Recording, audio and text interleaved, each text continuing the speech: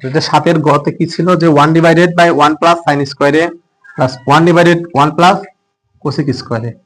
আমরা এই সাইনটাকে ঠিক রাখ, এটাকে কোনো চেঞ্জ করব না, চেঞ্জ করব আমরা হচ্ছে এটাকে, দেখি কি আসে তারপরে। 1 divided 1 plus sin square a plus 1 divided 1 plus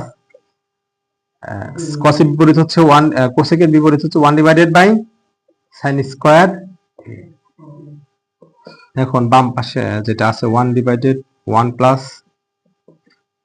sin square a plus, এখন নিচে লসাগু করলে কি আসে, উপরে 1, নিচে লসাগু করলে আসে হচ্ছে sin a। এখন 1 এর সাথে sin a গুণ করলে হয়, সরি এখানে স্কয়ার হবে, sin স্কয়ার a প্লাস 1। এখন উল্টো দিলে কি হবে, sin স্কয়ার a উপরে যাবে আর sin স্কয়ার a প্লাস 1 নিচে থাকবে, বাম পাশে যা আছে থাক।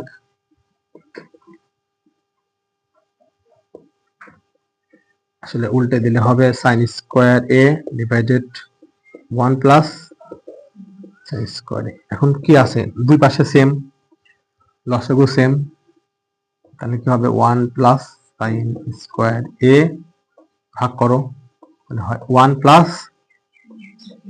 sin square a। এখন দুইটা সেম সেম,